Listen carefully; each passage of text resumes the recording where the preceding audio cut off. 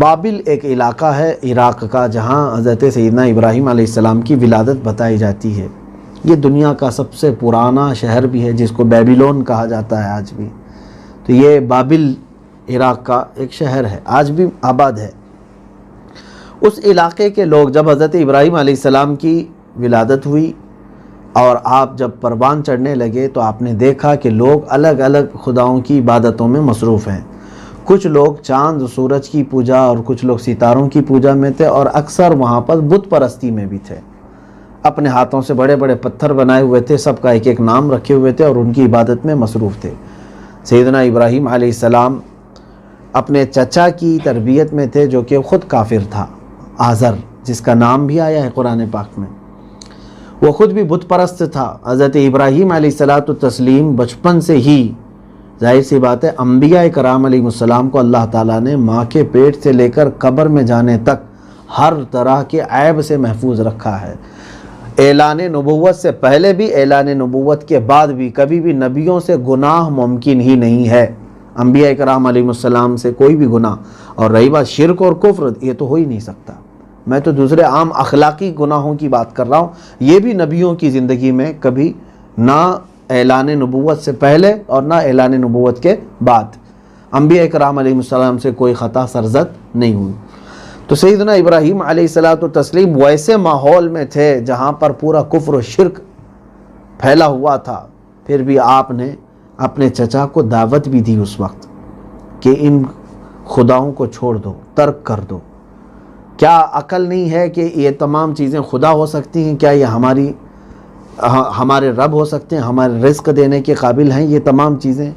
بچپن سے ہی آپ کے مکالمے اپنے چچا کے ساتھ ہوتے رہے، پھر آپ کے گاؤں والوں سے بھی ہوتے رہے، پھر جب جوانی کی دہلیز پر آپ نے قدم رکھا، اب یہ معاملات بڑھتے گئے۔ آپ نے کبھی بھی ان کے بتوں کی طرف توجہ نہیں کی، اور نہ ہی عبادت کے لیے جب یہ لوگ جاتے تو کبھی نہیں جاتے۔ اس گاؤں والوں کا ایک رواج یہ تھا کہ سال میں ایک بار میلہ ہوتا تھا، اور میلے میں آبادی سے باہر یہ جنگلوں میں جاتے تھے، دن بھر کھیل کود، لہو و لعب، ناچ گانے سب کر کے شام کو واپس آتے اپنے عبادت خانوں میں، پوجا وغیرہ کر کے پھر اپنے گھروں کو جاتے تھے۔ ایک بار حضرت ابراہیم علیہ السلام نے اپنے گاؤں والوں سے یہی مکالمہ شروع فرمایا کہ تم جن خداؤں کی پرستش کر رہے ہو یہ تمہیں نہ نفع دے سکتے ہیں نہ نقصان دے سکتے ہیں، کچھ نہیں ہے، تمہارے اپنے ہاتھوں سے بنے ہوئے ہیں۔ تو ان لوگوں نے کہا، اے ابراہیم کل آنا ہمارے میلے میں، تمہیں پتہ چلے گا کہ کتنا مزہ آتا ہے میلے میں، کتنا لطف آتا ہے۔ تو اس کا مطلب یہ سمجھ میں آتا ہے بہت سارے لوگ صرف مزہ لینے کے لیے دین سے جڑے ہوئے ہوتے ہیں، کچھ ادیان سے، کچھ دھرم سے صرف اس لیے جڑے ہوئے ہیں کہ اس میں مزہ آتا ہے۔ تو پھر ایسا آدمی یہ بے عقل ہے، اس نے اپنے عقل کا استعمال نہیں کیا۔ آج بھی جیسے کچھ تہوار آتے ہیں، کسی کے ہاں بہت دھوم وغیرہ ہوتی ہے اور ناچ گانے ہوتے ہیں، تو کچھ لوگوں کو ایسا لگتا ہے ان کے ہاں بہت لطف ہے، مزہ ہے۔ میرے عزیزو، جہاں تمہارے نفس کو مزہ آئے کیا وہ دین ہے؟ دین تمہیں عقل سے سمجھنے کی ضرورت ہے۔ آخر جہاں تمہیں اس طرح کی چیزیں نظر آ گئیں، کیا تم اس طرف منہ پھیر لو گے؟ حضرت ابراہیم علیہ السلام نے کہا، میں نہ تمہارے میلے میں آؤں گا، نہ ہی میں لطف اٹھاؤں گا، نہ مجھے مزے لینے ہیں تمہارے جس چیز کو تم دین کہہ رہے ہو۔ ان لوگوں نے جو بات کرنی تھی کی اور چلے گئے۔ دوسرے دن سیدنا ابراہیم علیہ السلام نے دیکھا پورے گاؤں میں کوئی بھی نہیں ہے، سب میلے میں جا چکے ہیں، آپ تنہا تھے۔ آپ ان کے بڑے عبادت خانے میں گئے اور اپنے ہاتھ میں ایک کلاڑی لیا، اور یہ بھی جو ہے اتمام حجت ہے، یہ میں آپ کو بتا رہا ہوں کہ کیوں ایسا کیا۔ یہ عقلی دلیل لوگوں کو عقل کا استعمال کروانے کے لیے، نہ یہ کہ میں یہاں پر جو بات کہہ رہا ہوں اس کو غور سے سمجھیں۔ حضرت ابراہیم علیہ السلام نے چھوٹے بتوں کو گرانا شروع کیا، بت اوندھے منہ گر گئے، اور اس کے بعد سب ٹوٹ پھوٹ گئے، جو مٹی کے رہے ہوں گے بنے ہوئے سب ٹوٹ پھوٹ گئے۔ وہ کلاڑی جو آپ کے پاس تھی وہ بڑے بت کی گردن میں آپ نے لٹکا دیا،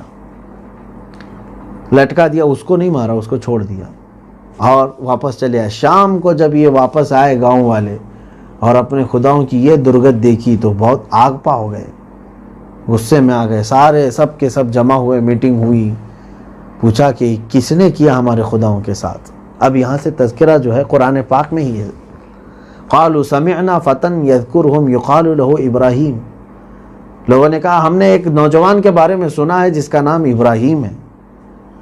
تو لوگوں نے کہا فأتوا بہ علی اعین الناس لعلہم یشہدون، بلاؤ اس کو سب کے سامنے تاکہ دیکھا جائے کہ اسی نے کیا ہے کہ نہیں کیا.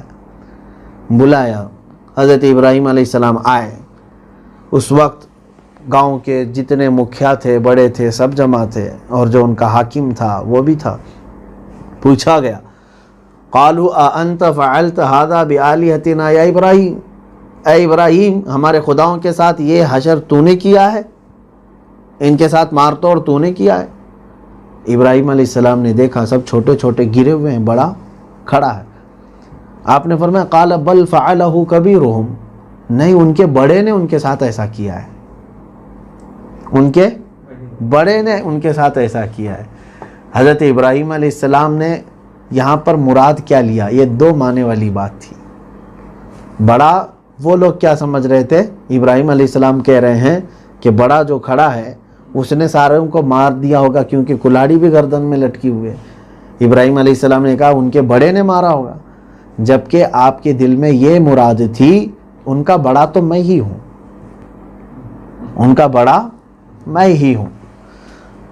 فَاسْأَلُوهُمْ إِنْ كَانُوا يَنْطِقُونَ، پھر اگر کوئی شبہ ہے کچھ ہے تو انہی سے کیوں نہیں پوچھ لیتے جو گرے ہوئے ہیں؟ اگر وہ بات کرتے ہیں تو ان سے ہی پوچھ لو کس نے ان کے ساتھ ایسا کیا ہے. اس کے بعد پھر وہ سب غصے میں آ گئے اور کہنے لگے کیا یہ کچھ بولتے تھوڑی نہ ہے، یہ ہم سے بات چیت نہیں کر سکتے، ہم کیسے ان سے پوچھیں گے. تب حضرت ابراہیم علیہ السلام نے کہا اف لکم ولما تعبدون من دون اللہ افلا تعقلون، اف ہے تمہارے اوپر، تف ہے تمہارے اوپر، ایسی کی عبادت کرتے ہو اللہ کو چھوڑ کر کے جو تمہیں نہ نفع دے سکتا ہے نہ نقصان پہنچا سکتا ہے. عقل کہاں ہے تمہاری؟ استعمال کرو. اب یہاں پر آ کر کے بہت سارے لوگ یا تو ہدایت حاصل کر لیں یا تو پھر جل بھن کر کے اور اپنے نفرت کی آگ کو بھڑکا لیں گے. یہی چیزیں ہر بار ہوتی ہیں، آج تک ہوتی آ رہی ہیں. اب میں اگر اپنے حالات بھی بتاؤں، ہمارے علاقوں میں جیسے ہندو دھرم کے اعتبار سے بھی جتنے انہوں نے بتوں کو بنایا ہے، ان کا جو سناتن دھرم ہے اس میں بھی بتوں کے بنانے کی اجازت نہیں ہے. اگر یہ خود دیکھیں کہ ان کے ہاں کتنے بت بنائے گئے تھے، کون سی چیزیں تھی جس چیز کو یہ آج کنٹینیو چلتے جا رہے ہیں.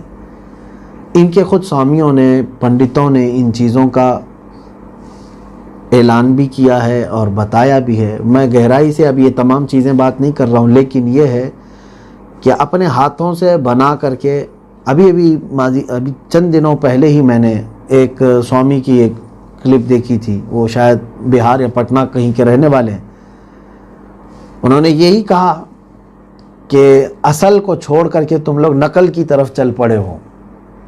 اصل یہ چیز نہیں ہے جن چیزوں کو تم پوجا کر رہے ہو. اب یہ بھی کیا کہتے ہیں کہ یہ اوتار ہیں. اوتار اگر ہے تو تم نے اپنے ہاتھوں سے بنا کر کے ان کے ساتھ جو عزت اور تعظیم کا معاملہ کیا ہے، کیا یہ لائق ہے اس چیز کے لیے؟ اب خود عقل کا استعمال کرنا چاہیے. بتوں کی پوجا پہلے سے بھی آئیڈیل ورشپرز، ان کو عقل کا استعمال کرنے کی ضرورت ہے کہ جس مٹی کو تم گوندتے ہو اسی کو پیروں سے کچلتے ہو، اور اس کے بعد پھر جب تمہارا وقت مقرر ختم ہو جاتا ہے تو اس کو لے جا کر کے پانی میں ڈبو دیتے ہو. اور کیا خدا کی ایسی درگت بنائی جا سکتی؟ اس کے ہی ماننے والے اس کو ہی ڈبا کر کے آتے ہوں. پھر تعظیم کہاں گئی تمہاری؟ محبت کہاں گئی؟ ادب کہاں گیا؟ خدا کے متعلق تو ادب ہوتا ہے ہر بندے کے اندر. جب تک وہ تخت پر بیٹھا ہے تم تو اس کے متعلق ایک جملہ کہنے نہیں دیتے، اور اس کے بعد تخت کو ہی اٹھا کر لے جا کر پانی میں ڈال دیتے ہو. یہ کیسی انصاف ہے؟ یہ کیسا انصاف ہے؟ بہرحال بہت ساری ایسی باتیں ہیں جہاں میں آج بھی کہوں گا، دعوت دوں گا کہ عقل کا استعمال تو کرو. اور اسلام یہی کہتا ہے تم کو جس نے پیدا کیا اس کی عبادت کرو. وہ اللہ رب العزت ہے، وہ قادر مطلق ہے، جس نے ماں کے پیٹ سے لے کر اب تک تمہاری نگرانی فرمائی، اب بھی وہ تمہیں رزق دے رہا ہے. کوئی تو ہے جو اس پوری کائنات کو چلا رہا ہے. کیا یہ پتھر چلا رہے ہیں؟ پوری کائنات کو یہ پتھر چلا رہے ہیں؟ اگر یہ چلا رہے ہیں تو پھر ان کے ٹوٹ جانے کے بعد کائنات کو رک جانا چاہیے. نہیں رکتی نا. تو کوئی تو ہے یہ پوری کائنات کے نظام کو چلا رہا ہے. ابراہیم علیہ السلام نے یہی مکالمہ ان کے ساتھ کیا تھا